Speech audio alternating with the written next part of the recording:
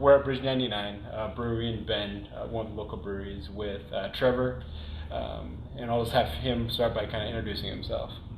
Who he is. Hi, Trevor Hallman, one of the owners of Bridge 99 Brewery. We were established in 2013, started as a home-based business. 2015, moved into a commercial location with a small tap room, which is still this location next door. Expanded 2.5 years ago, this side over here, new tap room, and a little bit larger equipment. And so that's kind of the start of things. Nice. Yeah, you kind of recovered. How did you become a brewer? But is there anything else? Like, when did you kind of start your passion for? Probably started about probably around 2006 or so.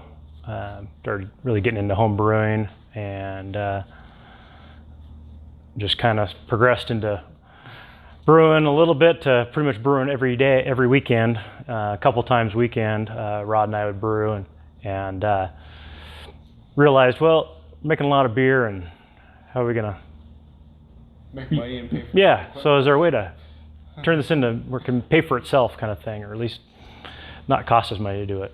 So then just kind of got the idea to try to see if we can turn it into a business. And so to get started, we started at home, out of my back of my house, basically, which entails getting licensed through the federal government.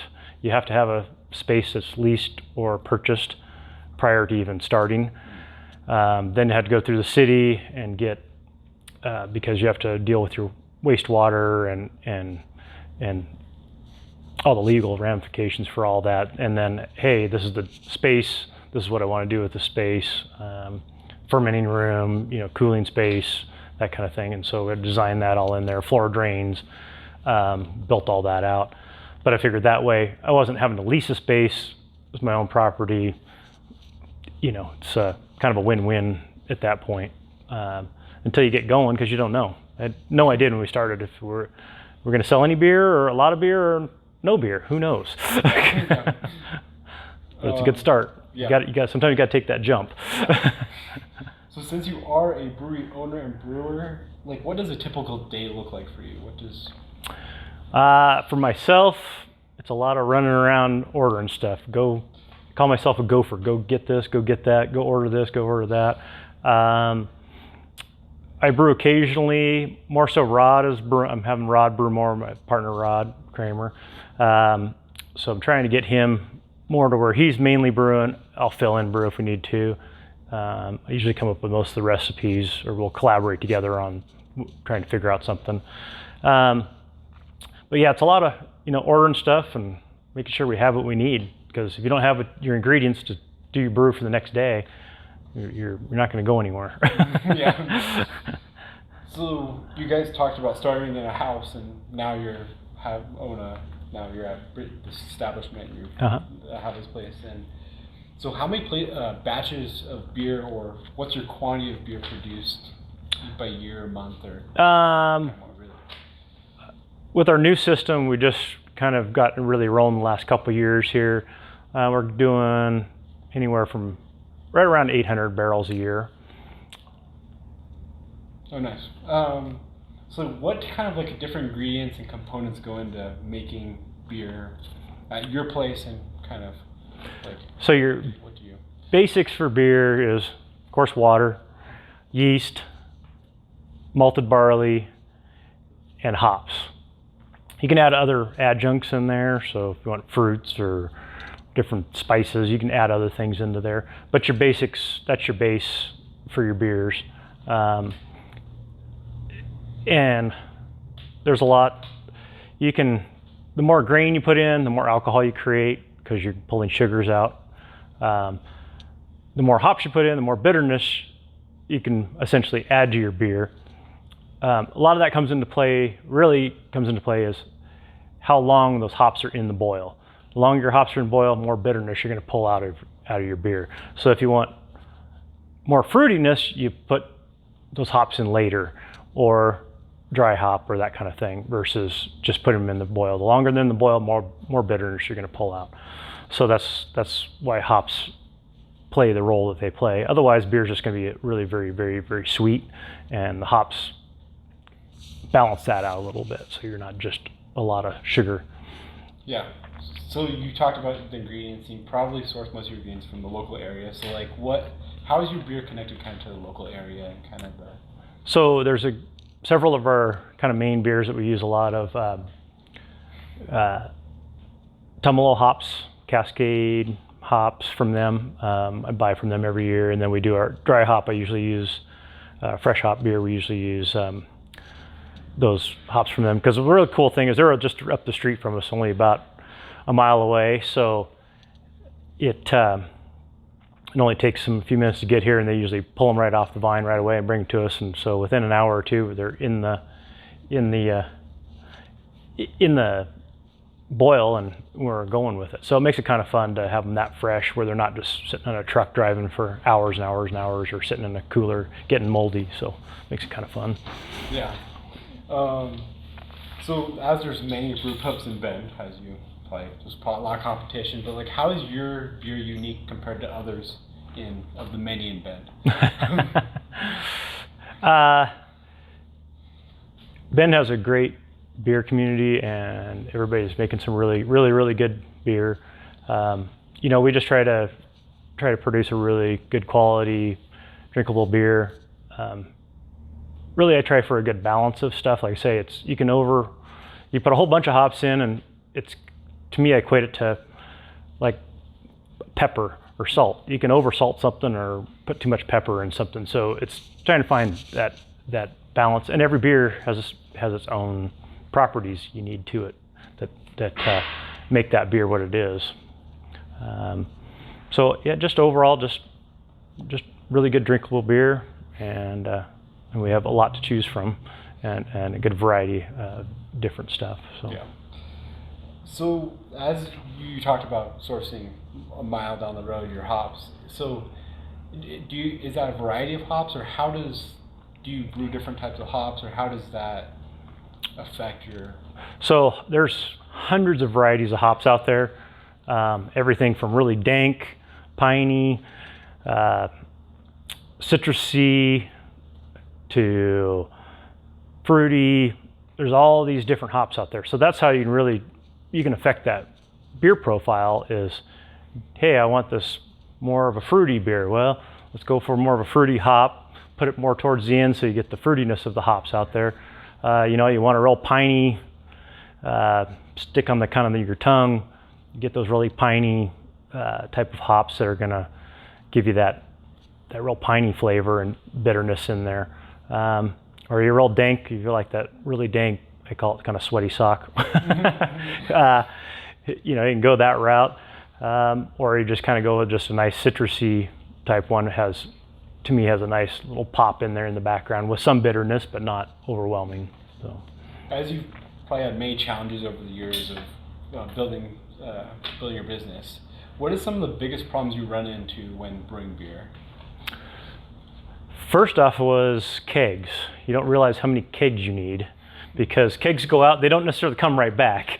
So they're out, they may be out there for a while. So you end up buying a lot of kegs when you get started. You way more kegs than you think you need. And it's not that you're making that much beer, it's just that when kegs go out, they just don't come back necessarily right away. Sometimes they do, sometimes they don't. So that's a challenge. And then getting ingredients, sourcing, ordering, making sure you get your order in, because the truck may be delayed or something like that. So you want to get your order and make sure you have ingredients on hand. So I usually try to have back stock of stuff. But that's always tricky. Yeah, for sure. Yeah. So if there was a beer that you could brew with no regards to cost or production or sales, what would it be and why? Oh, well, IPAs are primarily one of your more expensive ones to make, just because it usually takes a lot more hops in those. Pretty much we have like 6 different IPAs going right now. So that's one of my big ones that I enjoy brewing. One of the other ones we do a whiskey barrel aged red and a porter, that's a more expensive one to do, because we have to buy the whiskey barrels. It's a one-time use.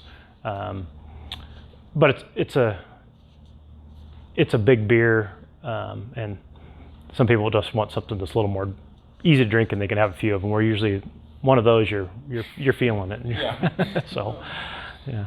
What efforts do you make to be like environmentally friendly? Or I know you're just starting a business, but you probably haven't quite got to the expanding in the future and that type of stuff. Actually, right out of the gate, we've all our spent grain and a lot of our spent trub goes to an ostrich farmer locally. So we just give it to him. Ostriches eat them up, eat all that up. Works out really well. And a little bit of wastewater that goes down the drain goes into a holding tank, and everything, the other chemicals that go in there kind of dilute it down, so it neutralizes everything. And really, it's not a whole lot, because everything else we're capturing it just mixes in with the yeast, the grains, and some of the trub all mix in with the grain for the ostriches. They don't care; they eat all of it, and they're actually doing really well. They're thriving real well. So it's a good mix. He just comes and picks the totes up, and I don't have to deal with it. So, and it works good for his ostriches. So it works out really well. And we're not putting a lot down the drain. We're putting very, very, very little down the drain. It's a little bit of rinse out water and rinse out of a little bit of chemicals, but we're rinsing it out. So you're diluting it as you're doing that. And then a couple of the chemicals neutralize themselves as they go in there. So really not trying to be very low impact. We also have some solar panels on this building. So we do retain some solar voltaic stuff. So yeah, and we have pretty efficient equipment. The equipment's new equipment. Most of our brew house, it's touch screen. One person can run almost the whole entire brew house by himself without any issues, which makes it nice and a little more efficient too. So nice. Yeah, nice. I expected. I know. I heard about other breweries kind of doing that with their leftover, their barley and stuff. But yeah, a lot of them do it with the cattle. Yeah, that's what and primarily what happens is they pretty much do just the grain itself. So the yeast and that kind of stuff, they have to try to do something else with that. And so that's where it's kind of, this works out really good. It's all kind of one package out the door, which makes it nice. So yeah. So you can see here's a roasted. This is like a chocolate malt there, and you can see it's roasted like a coffee bean. Then you get into caramel malt, or like Crystal 60 there. It's just kind of reddish, so you can get this like brewing a red beer, get some red color in there. And then like just a two row. And 2 rows your base grain, so 80-90% of your recipes are going to be a 2 row. It's kind of your base sugar. And then you're going to add little bits of these to make up, if you're making a porter, if you're making a red, like this one here, you might make a brown, it's a little caramel. So you can see the different roasts of these, and the flavor, like this will be kind of carameling flavor, this will be kind of chocolatey in flavor, or coffee if it's a really even darker roast than that. And then this will be just have a light, very, very light caramelly tone to it. So that's kind of, these are what you're going to start with. So we're going to do a recipe, we're going to hundreds of pounds of grain, and we're going to add whatever grains whatever beer we're trying to make, whichever grains we'll compile, we'll make the recipe up. And at that point, we'll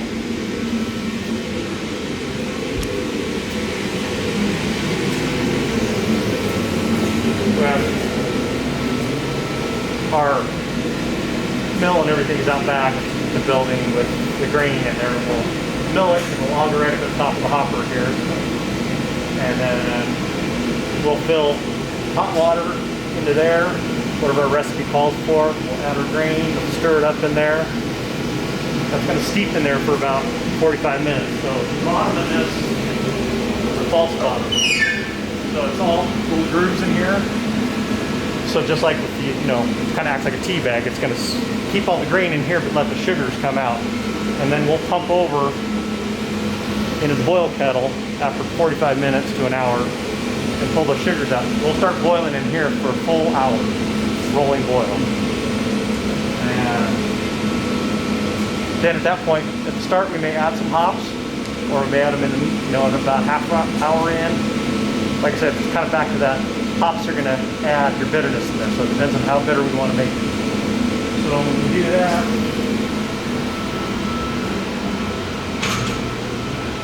come around to this side. Say we'll pump through here into here. We'll go through, this is called a chiller, work chiller. So we're going to take it from a full boil and go through this.